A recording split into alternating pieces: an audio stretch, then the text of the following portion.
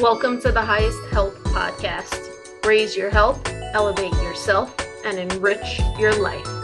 Experience a world of health sovereignty. As you near your highest health, you near your most luminous self.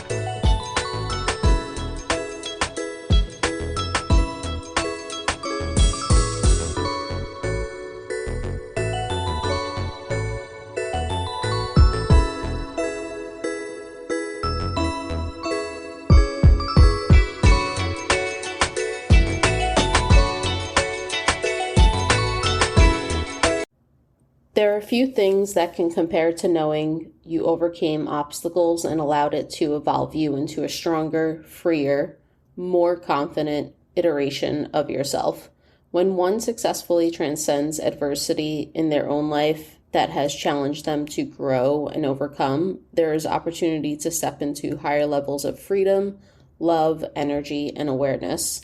That's the story of today's guest. I'm so honored to share this episode's guest, Natalie Earle, with you all. She is a functional nutritional therapy practitioner who utilizes the lens of ancestral wisdom in her practice. She not only overcame her own illness, has a decade of experience working in the holistic medicine field, years of education studying multiple different disciplines within the health space, but she's also uniquely mentored by Mary Ruddick, an internationally acclaimed ancestral nutritionist who travels to the furthest regions around the globe, visiting tribes and cultures that have been untouched or minimally touched by modern culture to study their vibrant health. This unique mentorship gives her a great foundation of ancestral knowledge and framework to help others achieve optimal health. Natalie Earle is based in Oregon, but sees clients virtually all over the globe. As you listen to this episode, I encourage you to remember that it is usually only in our own health struggles that you realize the liberating power of health. Furthermore, the health journey is not always a straight line up or something you win overnight. What matters is that each day you take one step forward. Last but not least, I'd be remiss if I didn't mention that as a client in Natalie's practice, I can say she is an extraordinarily supportive, encouraging, and knowledgeable practitioner. She has been absolutely invaluable in my personal journey towards a higher expression. Okay, time for the episode. If you think about just all of the different like meditations and things like that, or perspectives or religious beliefs, there's always going to be strife, no matter which choice that you choose. And we as humans, we want to go the least resistance. We want to go that route, which makes a lot of sense and can be the best route sometimes. I'm not saying that's not the best route, but sometimes the path of least resistance is often not doing anything. And that might not be what we actually prefer, like mentally and emotionally and physically. And so if we hold up our values, it's like, what do we really want to go towards? And then acknowledge that that's going to take a lot of effort. So it's going to take a lot more energy. It's not that easy. We're hardwired in our brains to try to go the more easy route. And that's really smart. It's like, that's never going to go away, and it will help you along the way. Because even when you choose that harder route, there's still ways that you can tweak it to make it easier and always, get a little bit further ahead with less energy. There's always ways you can do that. And, yeah. And I think about like the dichotomy of, the yin and yang, like there's always going to be a little bit of struggle in the good. All right, everybody, welcome back to the Highest Health Podcast. Today's guest is Natalie Earle, a functional nutritionist. She's a very special guest as she's my personal nutritionist, helping me navigate towards a higher expression after getting off of contraceptives and having multiple rounds of antibiotics. I'm always so impressed, not only by how much you know, Natalie, but also by the granularity of what you know. and I'm really inspired because I know the work you do comes from a personal place. So thanks so much for joining us. Thank you, Natasha. I'm so happy to be here and getting to talk to you more because we always nerd out quite a lot in our sessions and go over a little bit. Of course. Yeah. No, I'm excited to have you. Can you start us off by sharing with our listeners why you do what you do? Yeah, of course. I think like most people who get into nutrition and becoming in the alternative wellness practitioner field, we come to the table with our own experience. So my experience really takes me all the way back to childhood. I had some really odd symptoms as a kid, like yeast infections. I had a lot of digestive pain and then a couple other odd things, like I would get sick a little bit more frequently.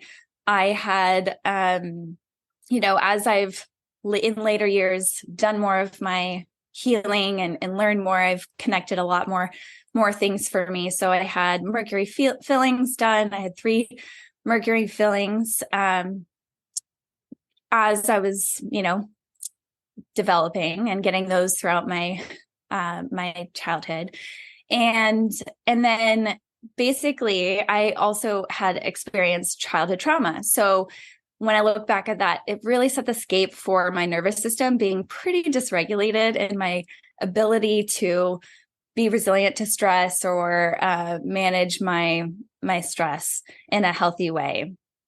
But I managed my symptoms, I guess, in high school. Another presentation of my symptoms were very severe PMS symptoms. So I had debilitating cramps, and it never went away. I had tried some dietary approaches with a naturopath, but they just persisted. A lot of the naturopath's perspectives was food sensitivity. So I was taking out foods and it helped a little bit. When I went to college, that's when everything kind of hit me really hard. All of my symptoms kind of culminated to a head at that point. And I think looking back now too, I do believe that a lot of it coincided with getting the HPV vaccine. Shortly after that, I got severe cystic acne and like chronic bronchitis, like 3 times in a row. I had to get multiple antibiotic rounds. That did not help my hormonal symptoms with my PMS and all of that. And so I really struggled in college, like back and forth with different diets, restricting my diet with the naturopath. And then was also having a lot of PTSD symptoms come back, like anxiety and depression. And it wasn't until I started to see a nutritionist. Actually, I was listening to a lot of podcasts, and it led me to a nutritionist who was trained in the gut and psychology syndrome diet, that I really connected that my gut symptoms and my psychology and my physical experience was really connected to what I was eating and my gut bacteria. And so after college, I started to see a nutritionist and did 30 days of the GAPS soup diet. And that was my kind of the start of my healing. I did it on and off. I was primarily full GAPS, but I didn't really understand the whole no starch, no sugar thing to really shift the microbiome. And so I was on and off, but I still kept getting so much relief. Like immediately my anxiety and depression was relieved. Immediately I was having like I was not losing, but I was chipping my teeth a lot, and like my teeth were just demineralizing in my mouth, and I was getting a lot of cavities, and all of that reversed. So that was a big thing. And my acne improved, and my hormones started to regulate a lot more, and energy levels too. I was just like so wiped out and fatigued for most of my college years because I was trying to be vegan and also restricting food sensitivity. So it was very restricted, but not nutrient dense at all. So then I realized this connection and got a lot of benefits. It was still a healing journey when I decided. I thought about becoming a naturopathic doctor, but after my experience with my nutritionist, who is an NTP, I decided to go the functional nutritional therapy practitioner route. And I'm so glad for it, because it really has set me up to be able to do a lot more continuing eds. I did a lot of functional blood chemistry work and worked in a clinic to learn how to read functional lab tests and get a mixture of all of those approaches. So I really see myself as a practitioner, that's someone who can like have this well of different experience. I don't know everything there is, but I have experience in a lot of different areas. I've worked in naturopathic clinics. I'm familiar with IV treatments and just a lot of things. And so all of that culminates, and I'm able to somehow synthesize that for a lot of my clients, and just allowing them to, or really empowering them to kind of piece together their best approach to healing. But my foundation, of course, is I love the gut and physiology syndrome approach, and that kind of that foundation to my nutrition approach is just animal based and very ancestral based, and that's where I am today. So that's kind of how I got into it. And yes, I didn't even mention that I started 3 years into my practice mentoring with Mary Reddick. And that has taken me so much further in my understandings with plant toxins and how to individualize the diets even more for people with that.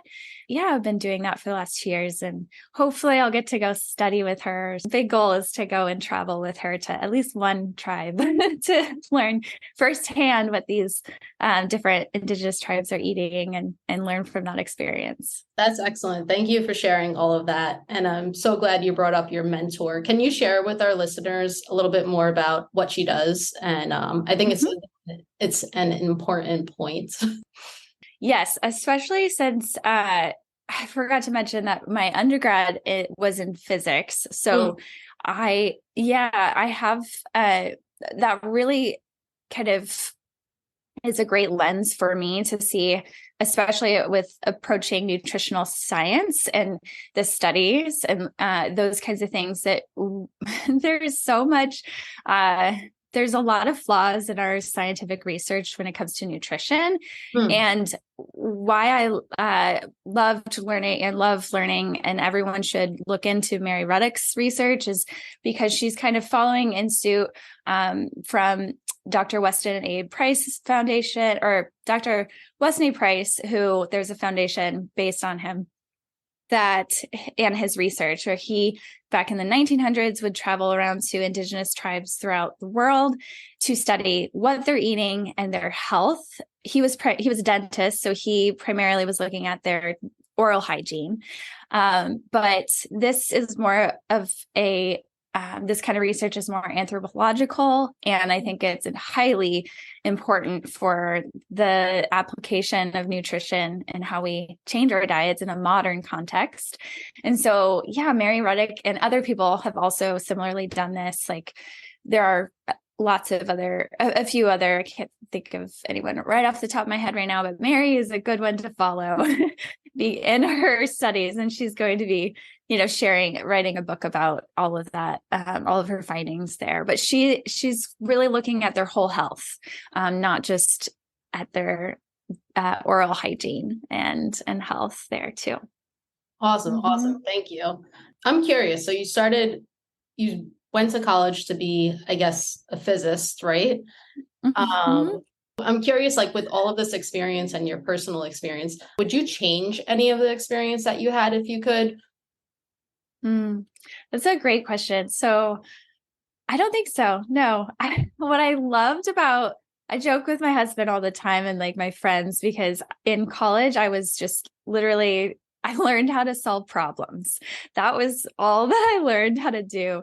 And I would just solve problem after problem after problem. And there's a specific approach to solving complicated math problems that you can use in a lot of other contexts. And I use it a lot it's kind of a systemized approach that I use with my clients and looking at the body and nutrition. And it also, going the NTP route, like there are some people I've met, nutritionists who are have master's level training or PhDs, and they have a whole nother, depth of knowledge of the science and research. And I really, part of me is like, yeah, maybe I would have gone that route, but I do really, I chose the NTP route to go because it was more cohesive with the way that I wanted to learn. I kind of was burnt out from the typical day-to-day or the typical education model, which is kind of it's really causes burnout and it's not supportive of our health, right? So I kind of was going from that approach after my health was really in a low place after university. I really didn't want to go another master's level. And I don't think I would have traded out my physics degree for a PhD or a master's in nutrition, actually. I mean, I'd still love to do that, but I don't need to, I don't think, with some of the clients that I work with. Yeah. So no, totally. More so what I was asking was like, would you change any of like your healing experience and like all that you've been through with that in retrospect? Yes. In retrospect, I would have just stuck it out to avoid starch and sugar for 2 full years when I first started the GAPS diet. But I understand why, looking back, I realized why I didn't. I struggled with disordered eating when I was in college. And a lot of my healing evolved over the 5+ years of doing GAPS at months long, GAPS intro, do the soups like twice a year over the course of 5 years. And then I realized I needed to really buckle down and do more full GAPS. I would always slip up with like cassava flour or plantain or these like really nutritive, healthy resistant starches is what I was confused in my research. I didn't know really how the microbiome worked. And I think we still don't fully know how it works. But in my experience, I think that if I had buckled down right at the beginning, it would have saved me so many years of kind of, lingering symptoms that had been there. So yeah, that's a good question. And that's why, knowing what I know now, I often give people that vision up front. I'm like, hey, you might not make it, but if you have this goal, right, it's only 2 years, and the 2 big like food sources that you're trying to avoid are starches and sugars. And, I talk about what those are. And it's not, things like fruit particularly, or honey, they don't feed the opportunistic bacteria, but it's things like plantain and cassava even, or the lectin containing starches like beans and lentils and those kinds of things.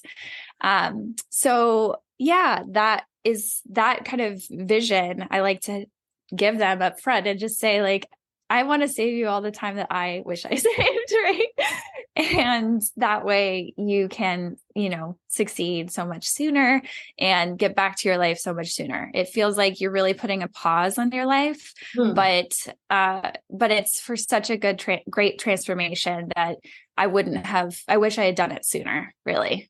I wish I had just paused a little bit of my social life just to be where I'm at now. Yeah. I feel like it's relatively like short-term, like volatility for like long-term gains. Yeah, absolutely. And there's a lot of ways that I've learned in, later years, like you can still stick to a diet and be social. And this kind of, you can even travel still a little bit and be like on the, on the protocol still. So it's not like you have to stop everything and be a little hermit. But it does take a little bit extra work and accountability and kind of advocating for yourself. And those were things that I hadn't really learned in my skill set yet as like a human being in my relationships, the boundary setting and those kinds of things. So I had to learn that. And that was part of my healing. I really do believe that was a big part of it. So it took me a while and I wish I had done it sooner. Cool. I'm curious why you decided to go with a nutritionist after already seeing a naturopath. Like, what was your impetus for that? Yeah, great question. I know a lot of naturopaths do focus a lot on the diet, but the dietary recommendations I got from a nutritionist versus the naturopath were so much more specific and attainable. Naturopaths will give you big protocols and, sometimes I give big protocols, but there's a lot of hand holding that you can get, which with a nutritionist that's more accessible, I think. Most nutritionists have really gone through a lot of these diets themselves, so they have the firsthand experience. And yeah, that's why, I just really love the guidance that I got from the naturopath. It was exactly what I needed to do, but I didn't have the coaching, and I really valued that from my nutritionist. Awesome. I know one of your specialties is the correlation between hormonal health and mental health. Can you expand on that relationship between hormonal health and mental health? Yes. So our hormones are regulated by our gut bacteria. I think we'll start with the gut bacteria. I think that's a good place. With the foundation of a healthy microbiome, it looks like there's going to be some, 4 main functions that are happening in a healthy gut microbiome. And the regulation of your hormones is one of them. And also, the production of your neurotransmitters is another. It's also going to be nurturing you and protecting you from toxins. So there's a very deep connection with a lot of these. A lot of symptoms overlap because their root cause is in the gut, the gut microbiome. So when we have an imbalance of our gut microbiome, we start to develop not only, some people might not even experience gut symptoms, but that's one of those. But you can start to develop mood imbalances because your neurotransmitter production's off, but then also hormone imbalances. And that's not even looking just at the, next, I think, so that's important to understand just how important the microbiome is to help regulate those two things, the hormones and our neurotransmitters, to help us feel good and give us that kind of zest to life. Our hormones, our whole endocrine system separately is another thing that actually overlaps too with just how we view the world. Our hormones, right? They are fantastic. There's actually a really good documentary called Fantastic Hormones on Netflix, and or it might be Fantastical Hormones. It's great. It's a great little docu-series, short that and quick, with just really amazing information about how our endocrine system was discovered and researched, and really the best way I like to describe hormones is they are the lens that we put on first thing in the morning. So it's how we view the world is through our hormones. So if someone who has like a postmenopausal woman who has low hormones is going to be a little grouchy and irritable and maybe, like a Karen. And you're just like, oh my gosh, get away from me a little bit. Or they might feel that way towards everybody else because that's how they are viewing the world.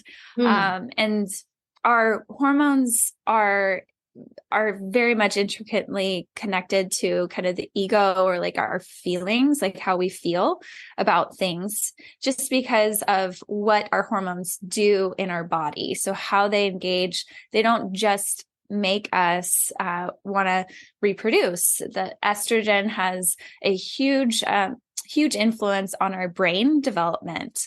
So for a lot of women, when we have too much estrogen, that can be pro-inflammatory to the brain, and we can get migraines around our cycle when we have too much estrogen going on. If we have too little estrogen, we also get kind of similar things. So there's not enough blood flow to the brain. And so we can actually get migraines for that reason. Same reason, but same symptom, different reason, right? So those are some examples of how hormones will impact how we view the world, and thus our mood, and how that can change. And specifically for women, it's just quite amazing. All of the different, periods throughout our month of cycle are designed perfectly to based on our hormone levels. And with a balanced hormone cycle, we'll have definitely some fluctuations with our mood, of, our motivation and our energy levels, specifically for, the first 2 weeks of our cycle after we start bleeding. We get a lot more motivation. We have so much estrogen climbing. And so we have all of this energy, so many great ideas to accomplish. And then leading up to ovulation, it kind of peaks. And then after that, we kind of get a couple of days of just like depression in a way. Like we might just feel so unappealing and so disappointed with like ourselves, because we had all these ideas and now we can't do anything. We don't have the energy to do any of it. And a small amount of that feeling is normal. It's totally normal, because estrogen quickly drops, and then progesterone starts to rise. So that's a little bit of a glimpse of how our hormones, especially for women, will balance and kind of impact our motivation and our mood a lot. No, that's fantastic. So they really are the lens through which we see the world, as you put so beautifully. I'm curious, is there anything similar to that from like a male perspective, like with male hormones, or is it just very different? Yeah, I think there are. So some people think that men they do have like a monthly cycle, but that's for vasopressin. The vasopressin is a hormone in the brain that's used that really kind of bonds men together. Whereas for women, oxytocin is more prevalent for bonding women together and with baby and all of that. We both have, men and women both have both. We both get oxytocin hits and we both get vasopressin hits. And, but for men, it's much more vasopressin that kind of bonds them together. And for men, it's around difficulty, like struggle and strife. So, when men typically would go on hunts together or into war, battle, they would become so brotherly and so connected and have like this lifelong bond. And that's because vasopressin is very much a part of that. And then for men's testosterone hormone, that has a day cycle. So the hormone testosterone will spike in the morning, and then it will decline later in the evening. And so for men, it's so much more optimal for them to do, weightlifting and their exercise and their more difficult things that they need to accomplish throughout the day earlier in the day. And then in the later half of the day, they're great to be all snuggly with their girlfriends or their partners or spouses. And that's more typical for them to have more of like a softness to them in the evening time. So if you have, as a note to women, like if you want to ask your husband or your partner something, challenging or a difficult question, do it later in the day, not in the morning, not first thing in the day. Good to know. Yes. Yeah. And a lot of people think that for men, a lot of testosterone makes them more aggressive, or, a lot of people will think that testosterone just means that, but it's actually too little testosterone, and it's the aromatizing of testosterone. So in a modern diet, context, most men are still eating a very high carbohydrate diet, and that will lead to often blood sugar dysregulation.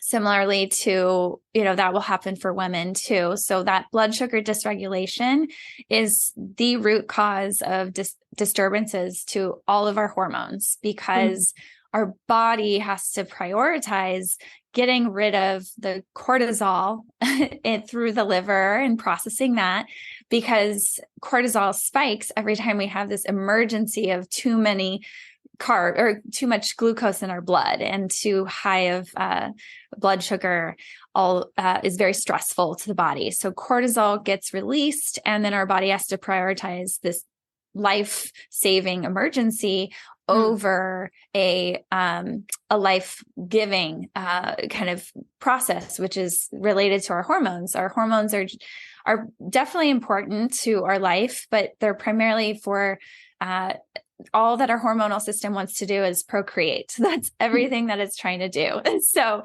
that's a secondary focus for the body at that time. And when that happens, we start to get more toxic forms of the hormones that are present.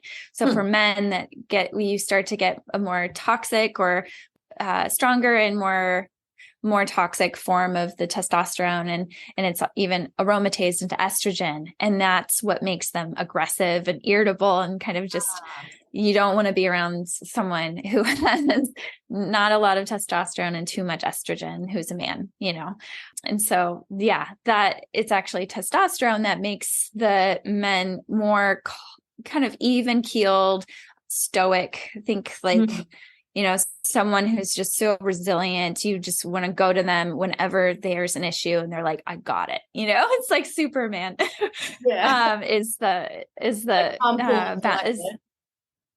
Exactly. Yes. Mm-hmm.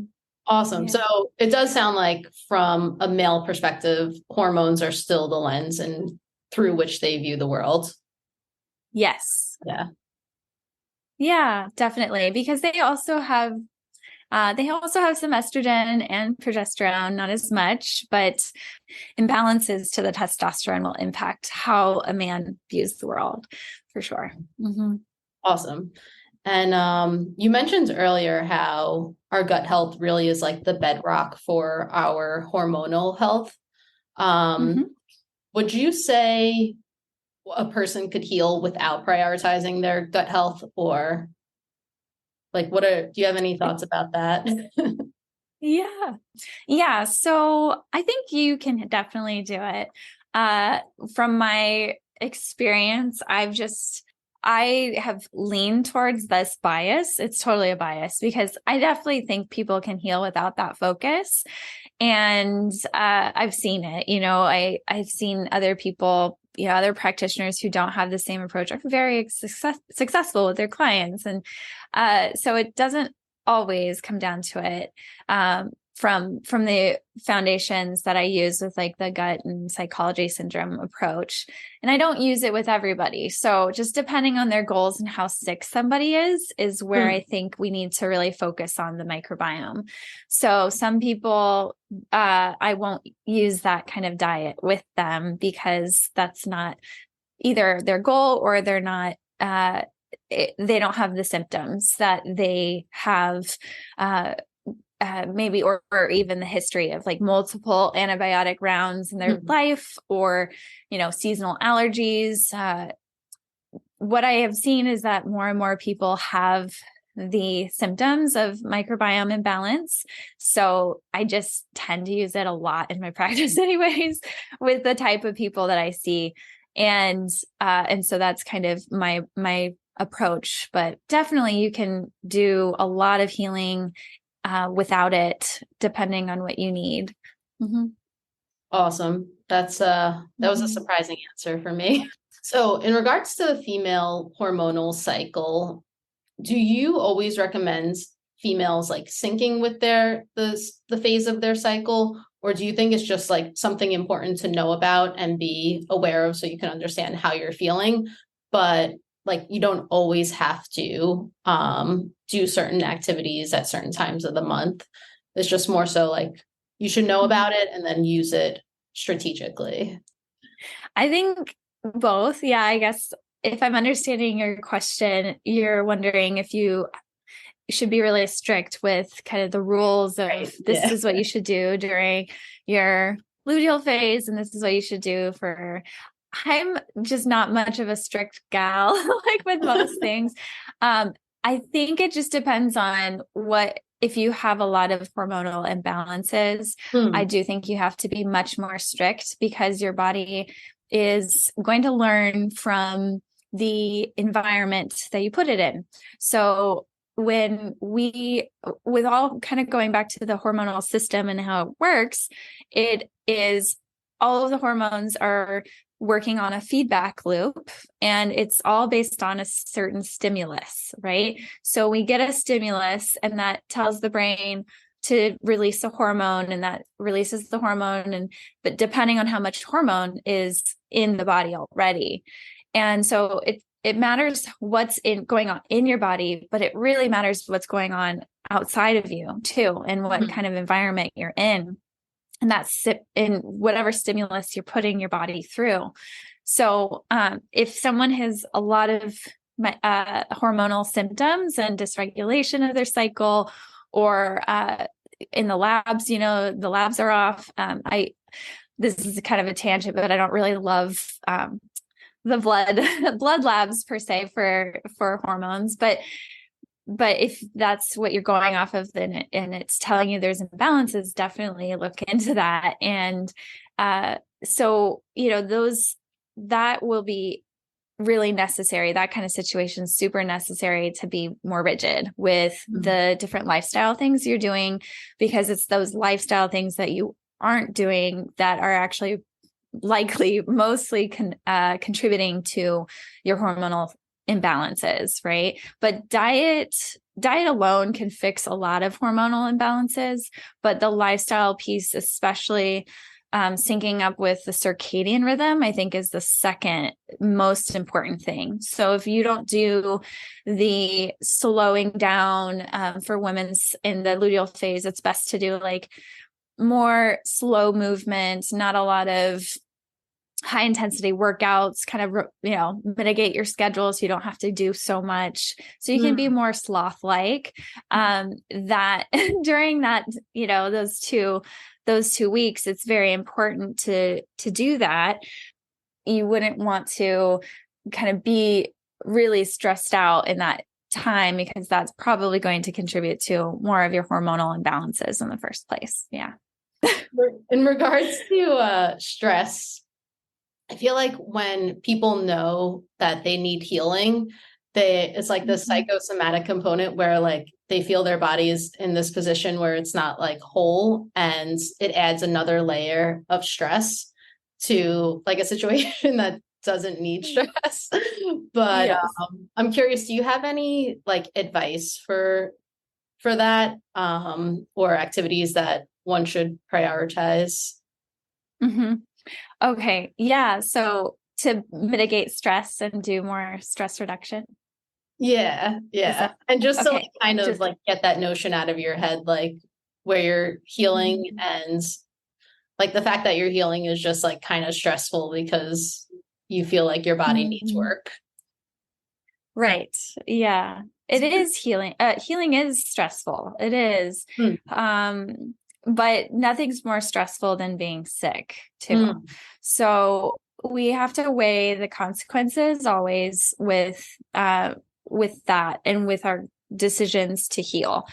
I love working collaboratively with my clients, because the most important thing for healing is building autonomy in yourself. You're doing this choice. You're changing your life for you, right? Not because someone's telling you to do it. Right. And a lot of people are just very, unfortunately, I wish we could just trust wholeheartedly, like what someone else tells us to do is best for us. But I think it's really helpful to learn and kind of sift through what people are telling us and really make sure it's correct for us.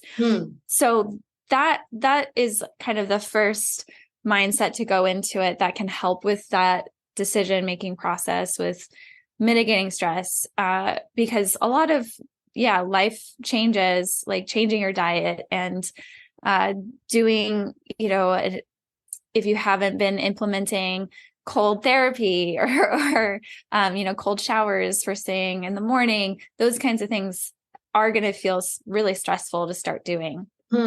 And a lot of people, but what they're doing is the kind of trick to it is just acknowledging that without doing those things, they're like good stress, right?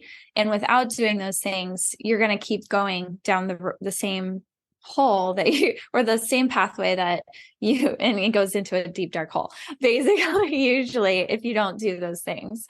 And there's I always tell people to just instead of having that all or nothing mindset, to just celebrate every single time you put yourself first.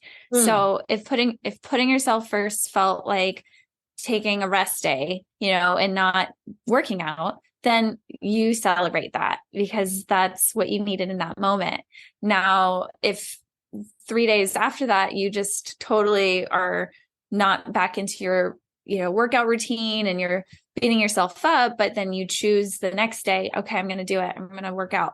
And you do it one day and that's awesome. You chose to do something better for yourself in that one moment.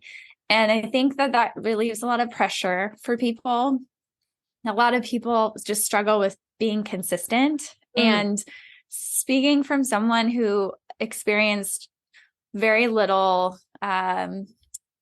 structure in my life growing up in my childhood, I did not learn how to make consistency a part of my day-to-day.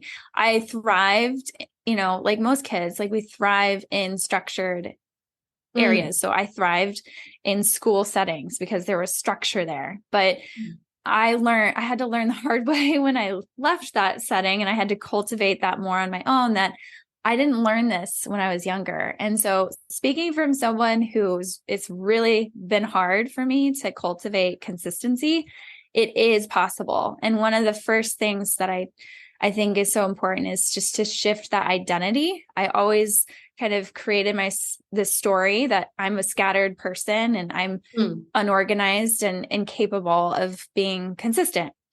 That was my identity. And I started to change that identity. I started to say different things. I just started to write it down in my journal more. I started to focus on what would life look like if I could just do this a little bit more consistent. I wasn't going for every single day. I was just looking for like patternings within the months, right? Like I was like, okay, I did it. I'm doing it. And every time I did it, I just got really excited about doing it. And I would praise myself and focus on those things that I was cultivating, like putting myself first with Epsom salt baths or whatever it was that I felt like I was told I needed to do by my nutritionist, or that I felt like was really needed from learning certain things in my research. So so that hopefully can help with mitigating some of the stressors, because people and then if you get like a lot of things that you have to do, right? Like sometimes we're like looking at this big list of things from our practitioner of, oh my gosh, I have to do all of these things. Just break it down to like 1 to 3 of those things and start with those first. And your practitioner is not going to be mad at you for that, right? Like the list of things is just a reminder, and we all need reminders. And but it's just pick 1 to 3 of those things, and your practitioner should help you too with doing that. That's, for everybody. And I should help you doing that. But I think that this is a really good question but I also want to speak to just the fact that when you are healing, especially from really serious diseases like autoimmune diseases and more chronic diseases like Lyme disease, those processes are very stressful in and of themselves, from just the rehabilitation of cells in your body, right? So your body is actually going to be rebuilding new cells. And in that process, there's also cell death, and there's, bacteria death sometimes that's happening. And if you focus on the gut, and that's going to create a little bit of inflammation, but it's, inflammation is just a normal part of our body. And I think of inflammation as kind of synonymous as stress. Stress and inflammation is very similar. So it's just making sure that your bucket is a little less full with that stress piece. Yeah.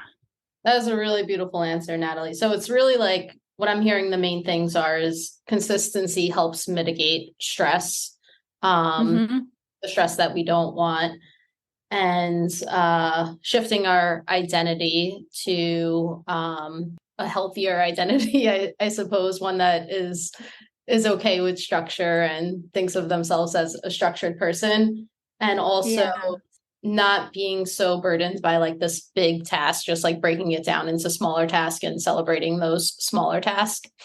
And then also just understanding that stress, aka inflammation, which is part of the process, is just something that you have to go through to get to the other side. Yes, exactly. Yeah. If you think about just all of the different like meditations and things like that, or perspectives or religious beliefs, there's always going to be strife, no matter which choice that you choose.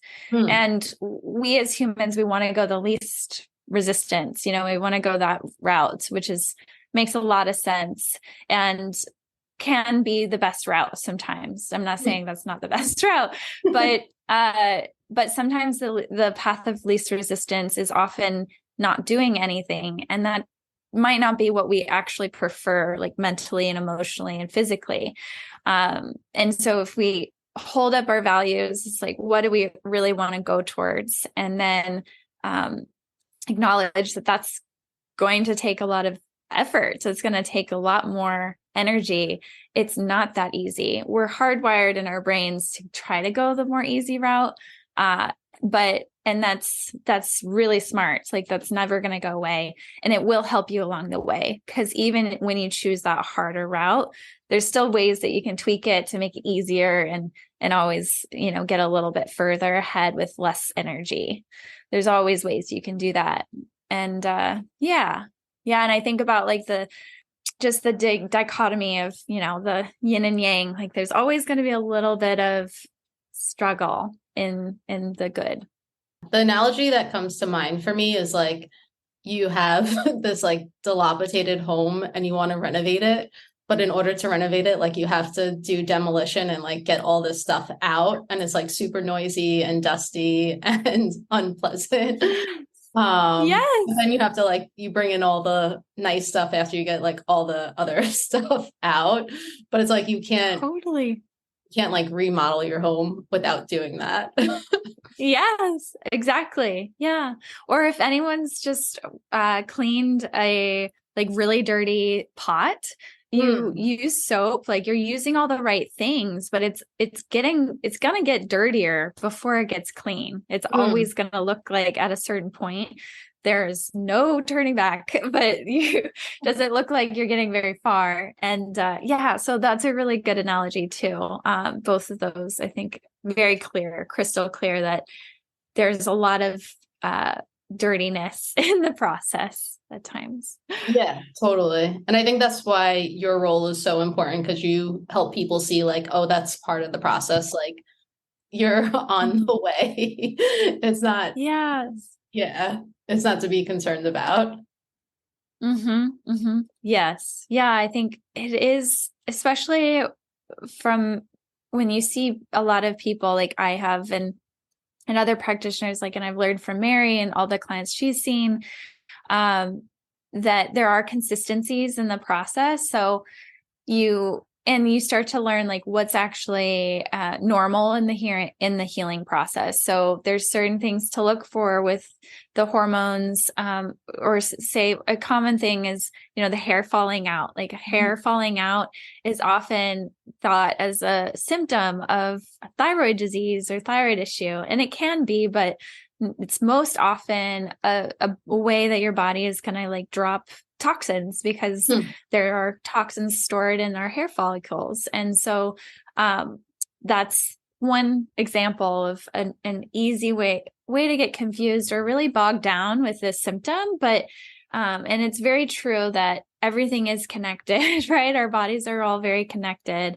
And so there can be symptoms that really tell us something, but sometimes it tells us that our body is just doing everything it can to regenerate and heal. And it's not ever wrong in what its response is. I think that's a really helpful thing too, is just looking at your body's experience as its own experience. And it has nothing to do with, it's not wrong in its experience. Yeah. I think we often forget like how intelligent our body is, and like it's actually like a center of intelligence, like trying to communicate with you. Yes, absolutely. Yeah.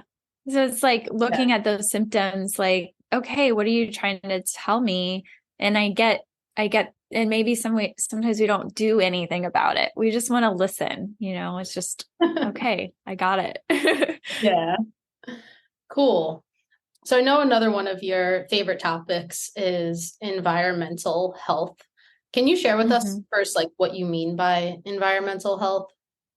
Yes, I'd love to.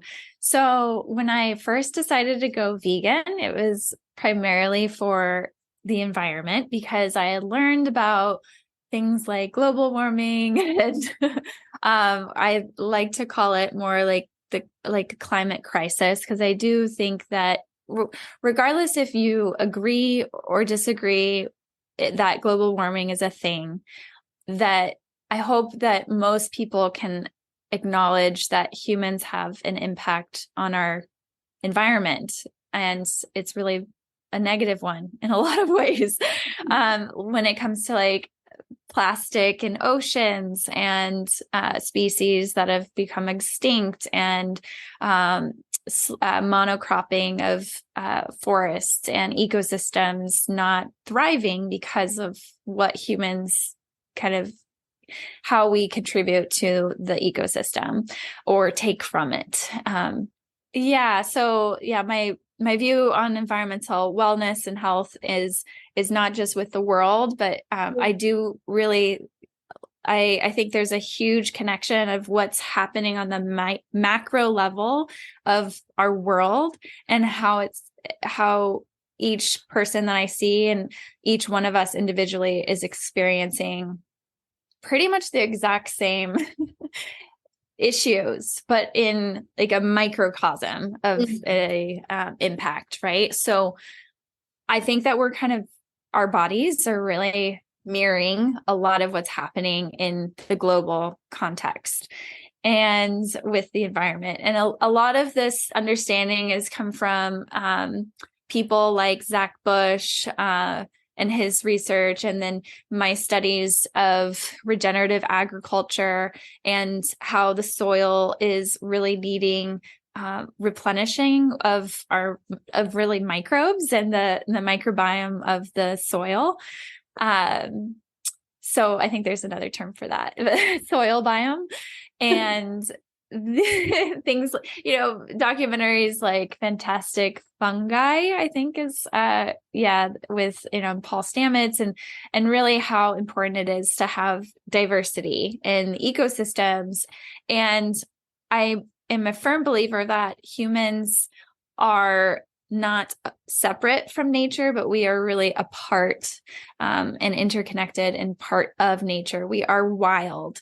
And what the modern experience has really stripped of us is our wildness and our connection to nature in all areas. So not all of my clients do I like push into that, but I think the best way to take care of our bodies is definitely to take care of the earth and to, seek out local farmers and regenerative farmers and put our money towards those areas, because it's not going to happen from these political systems coming from the top down. It is always going to happen from our social and cultural experiences as a society.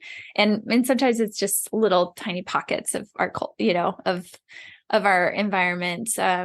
And yeah, so that definitely, I see like the ecosystem of our forests and our soils very much mirroring what's happening inside of the people that I work with our microbiome, with so much disruption of what really is a healthy, balanced ecosystem within of, hundreds of thousands of millions of bacteria and other species, right? So there's many more things that I think we can connect there, but that's what I mean. No, so many good points. And I feel like there are just so many parallels between like our gut microbiome and the soil microbiome.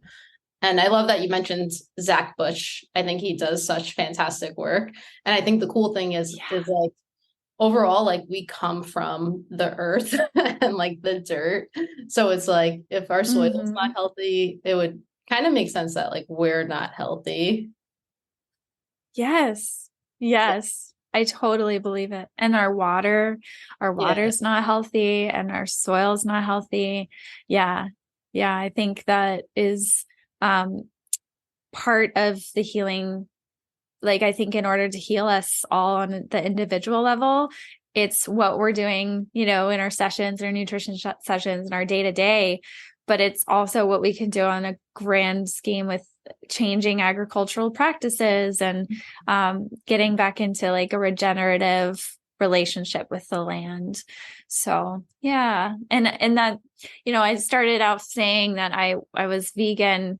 I started off being vegetarian or vegan for the environment. And I later learned that, once I learned that that was not good for the environment, that most vegetarian and vegan foods require monocropping and lots of pesticides and killing off of rodents and insects and lots of,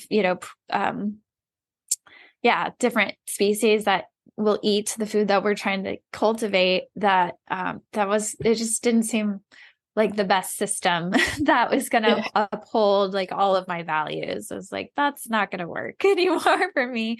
So yeah, it led me to these other kinds of avenues. And I'm so grateful. It kind of, people go full circle. I'm grateful for the vegan movement and vegetarian movement, primarily because it tends to make people a little more conscious of their food choices. And then you start asking more questions. I just always tell people, keep asking questions, like why, never stop. I'm never stopping here either. But like we're truth seekers and just keep asking questions. Yeah, no, that's fantastic. I had a comment to make, but I just lost it. Oh, when it comes to like the whole, I guess people becoming vegan to save animals or save the earth, I think like, I'm not like bashing them or anything, but I think there is like a little bit of ignorance in it where you're like not honoring the cycles of Mother Nature of like life and death. Like everything goes through life and death, and it's like certain living things are here to propagate other living things. But I think it's just the system in which we do that through is what's most important. Yeah, I totally 100% agree. Yeah. Alrighty. So good. So I'm curious, Natalie, with all of the information, does it ever work against you? Like, I feel like when you know all of this information, like you can just become super critical and about what you eat and what you do. So I'm curious to know if that's ever the case for you. It did at one point. I started to feel like I know too much, and that can lead to like an area of like fear for food. And sometimes I would second guess. I'm like, oh, do I have orthorexia? Is that is that true for me? But I don't feel that way. I think what helps with the knowledge that I have is how you apply it and where it's coming from when you are applying it, right? So for me, I can tell you from firsthand experience, like these two different situations of me attempting to heal myself. So when I was in college, I attempted like a candida diet. I was vegan at the same time. I did all of this stuff. But it was coming from a place of fear and control. And I ended up getting to like a really low weight. I was probably borderline anorexic and wasn't happy. I wasn't able to do the things that I love to do, which is like hiking and very, outdoorsy things.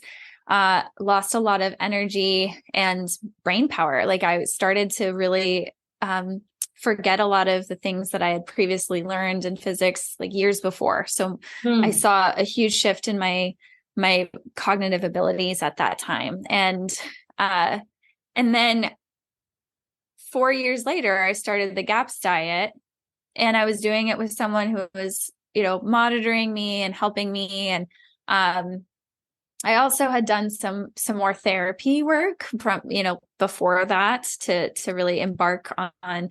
I really do believe that I could not have done the GAPS diet without doing more psychological work beforehand to get to a place of more self-love and less control. So that I could embark on any kind of thing that I do without that. And not to say I don't struggle still with at times with like control. There are definitely things I'm still dealing with, but when it comes to food, I don't have that issue. It's completely not an issue. And I think it really mostly comes down to the challenges. A lot of people will ask me questions. A lot of my family and friends will ask me questions, and I just feel so passionately to like educate people that I often will tell them, but I have to balance that with just my energy, because I don't think I can do that for free all the time, because it is a lot of energy to kind of get to know, like, where is this person coming from? Not all information is at all times is really powerful. That's a really good question. Such a great question, because like we're seeing that now with such massive access to information through the interwebs, and we are fumbling with that, with that responsibility, right? So it does take a lot. With more education, with more knowledge, it takes a lot more responsibility. But I think also with little education, it takes a lot of responsibility too. So like when we don't know enough, it's just being kind to ourselves and asking more questions, or just surrendering, I think is a really big, for me, the control piece is really an issue. And I think I see that a lot in people who have really gotten so sick that they're desperate, they're desperate to get out of a situation. So it's normal to grasp for control in those situations. And if we can learn from them and let go a little bit of that control, I think that really helps us in the process. Hopefully that answers your question. Yeah, that's fantastic. I forgot what my question was. You were so beautiful in that explanation. Oh, yeah, it's hard. Yeah, like you're saying, I think you were just asking, like, definitely. Oh, does it work against you? That's working against me. Mm-hmm. Yeah. Yeah. No, that's a really good point, that like all information is not always appropriate at all times. Right. Yeah. Yeah. I think of like a little child, and, for some kids, it's like kids are so smart. Like you can tell them a lot of things that we don't actually tell them. And maybe we should, right? Like maybe we should teach kids earlier certain things because they are quite capable. But at the same time, there's certain things that maybe we shouldn't, maybe it's good that we don't tell them at this time because they're not developed enough or haven't lived enough of their experience to really make sense of it. So I think with time, the more just settles in a little bit more, and it doesn't harm you. You could be more responsible with it. Excellent. Excellent. You mentioned self-love before as part of the process. And I'm wondering, do you think that's like a necessary component for everybody to heal, or is it variable? Yeah, I think it is necessary. I do. I think you can get really close. Like you could be super successful on the diet, but if you don't have that self-love, there's going to be some missing links for you that I think are a really big part of it. Mm-hmm. Awesome. Well, on to lighter topics. What's your favorite food, Natalie? Oh, I love this question. I used to tell people I love beets all the time. Like that was my favorite food, but I haven't eaten beets in a really long time. I do love beet kvass. I use a lot of beet kvass, but I'd say my favorite food right now is butter. Butter? Yes. Yeah. Yeah, for some. What? Just as like by itself. Yeah, just by itself. Amazing. So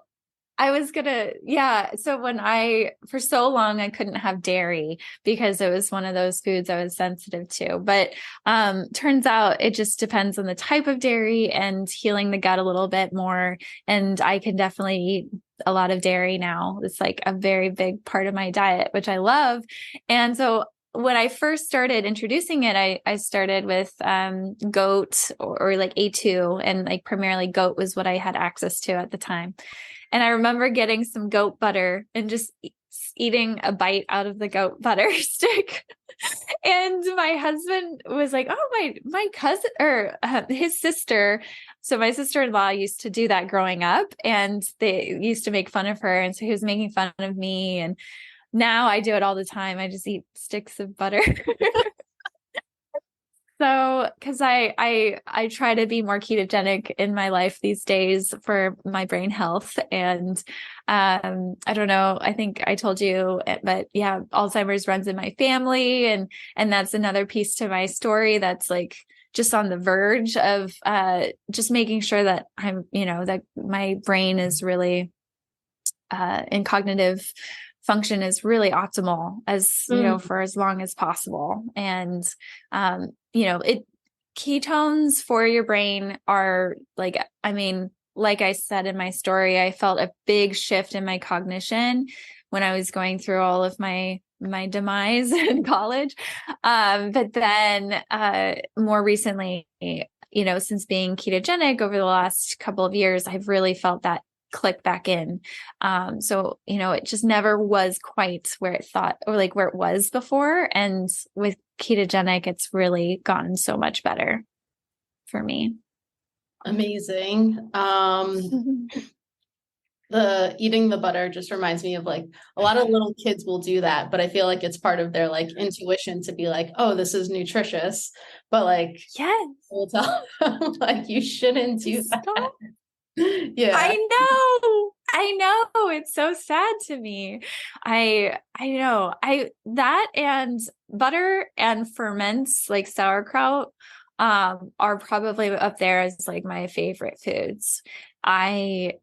And I remember making a really great like purple kraut and then one of my friends' kids came over and they grew up on that kind of stuff, like Weston A. Price diet.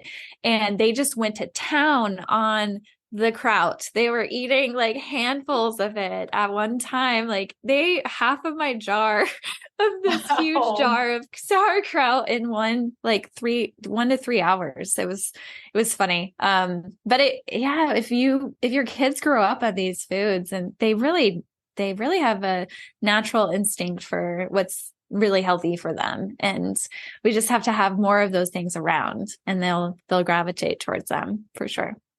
Amazing. I'm curious, is there anything that you're like pretty excited about in the wellness space right now or researching? Like just something that you're really eager to learn more about? Yes. Yeah. So I've been kind of jumping down this big rabbit hole of like biotin deficiencies and in certain cases of genetic imbalances that create a thiamine and biotin deficiency relative. So, there's certain individuals who actually need much, much higher amounts of biotin in their diet because of these genetic variations. And actually some of them are actually now it's a mainstay for kids to be tested for these genetic for the major ones, but there's still a lot of people who might carry the variant who would benefit from higher amounts of biotin. And anyways, I've just been interested in reading more from Chris Masterjohn on that kind of research, because a lot of people on carnivore diets and animal-based diets might need more biotin that they can't get from the diet necessarily. So that's been a rabbit hole that I've been researching. Cool. Yeah. Excellent. Is there anything else you want to share, Natalie, with our listeners? Yeah, I didn't talk much on the just the importance of part of my story was that in my college days I was diagnosed also with prediabetes, and so that has been, in conjunction with Alzheimer's running in my family. Alzheimer's is also known as type 3 diabetes. I have a huge heart to help diabetics and diabetes like 1 or 2, primarily diabetes type 2 is what I work with. And I have a group that I invite people to join, and it's a 12-week group. But yeah, I just wanted to mention that because I didn't touch on it enough in this conversation, but it really ties in with the hormones, because diabetes type 2 especially is really it's a metabolic disease, but it has a lot to do with the hormone insulin and blood sugar dysregulation. And a lot of people with diabetes type 2 also have the comorbidities, and they also have, for men, it's like low testosterone, erectile dysfunction, or for women, it's like they have terrible postmenopausal symptoms or even PMS. So that really ties into the hormone conversation we did earlier, but I wanted to make sure I mentioned that. Yeah, no, that's really important. And I feel like in the wellness space, there's not a lot of like great diabetes education out there. Yeah. It's surprising. Yeah. Yeah. I realized a lot of people are just eager to learn. And I've had some conversations with people, and one was an RN, and she found that the ketogenic diet on her own and intermittent fasting and reversed it herself. Wow. But she talked to her doctor to tell her doctor about it. And he was just like, that's great. You're really driven. And most people wouldn't do a diet like you just did. So he just didn't even care to learn or to be able to like tell other clients of his about this diet, which is very, very sad, because I think we really need to normalize how easy it is to do a diet for diabetes type 2. Most people say that it isn't because there's a lot of stigma around like lack of motivation or not being able to stick to a diet. And a lot of the time it's because they've been told the most wrong things for their diabetes. And so they don't see progress. And of course, who's going to stick to a diet when you don't see progress, or, be able to stick to a diet that's not easy to stick to, because a calorie restrictive diet is so hard to stick to unless you're doing maybe ketogenic, which is more satiating. Hmm. Yeah. So yeah, I think you're right. There's not a lot of good education out there. It needs to happen. Yeah, yeah. And it's always so fascinating, like when a physician has a patient and they like try something that's like alternative, it's like, Mhm. you're like, oh, that's great. Like keep doing what you're doing. Like hopefully they say that. But Yes. it's not like let's implement this. And it's not like their fault because they have to like follow a system. Um, Yeah. Yeah. but yeah, it's just like fascinating to me. It is. It's a broken system. And Yeah. yeah, it is fascinating. Really good doctors. I've also had clients who, with diabetes, they totally reversed it. And their doctors were just like, tell me more. What are you doing? And they're just so supportive and encouraging. And so it just depends on where Yeah. I really feel badly for doctors. Because they have a lot of good tools for most things that are very acute and really we need them. And then for a lot of these other things like diabetes, chronic disease, they don't have the right tools to help a lot of people. Yeah. And people are coming to them and they're toolless, they don't know what to do. No, that's a Really. really good way to sum that up. Yeah, I don't mean to bash on doctors at all. Yeah, totally. So, what does it mean to you, Natalie, to live your highest health? For me, that's such a great question. What it what it means to me is to feel freedom. And I felt the most amount of freedom doing the lifestyle things that I do. So like that means getting outside for my morning walk every day, um, you know, getting a cold shower in. I try to aim for like 11 minutes a week. So maybe not every day, depending on the weather. That's a very um, precise number of minutes. yeah, it's based on Andrew Huberman's Oh, it is. research. And he Oh, shared cool. that well, maybe not his research, but he shared on his podcast specific peer-reviewed research that says that that's a good amount of time that's helpful.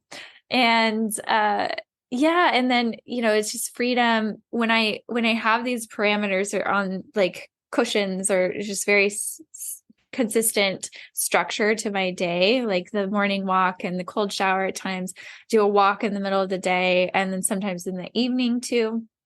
But my evening routine, I do a lot of like reading, I'll do stretching, I'll do a hot bath sometimes, and I do red light. So I turn off all the lights so I can build up my melatonin in the evening and black out curtains so I get really good solid sleep. And then my diet, like eat more ketogenic. Even though some people would say, wow, that seems really rigid. I think that it's created so much more freedom for me in the way that I feel and my mental capacity. I feel like I could go anywhere and do anything right now. Like I haven't always felt like that. I wasn't going to say I never felt like that, but I haven't always felt like that. And so it feels amazing to attain that with this. And it might look different too. Like freedom involves like, yeah, just this flexibility at the same time as being very, consistent. There's flexibility there. So I'm a huge believer that what my diet looks like today is definitely going to be different than 2 or 3 years down the road, depending on what my goals are. So, yeah, so that's what it means to have a higher health. That's a fantastic answer. Yeah, I always think like health is directly correlated to the degree of lived freedom we have. And Yes. yeah, because it's like you really are handcuffed without your health, and Mm-hmm. I think there's such a strong correlation. So really great answer. And I feel like so much Aw. flexibility comes out of structure.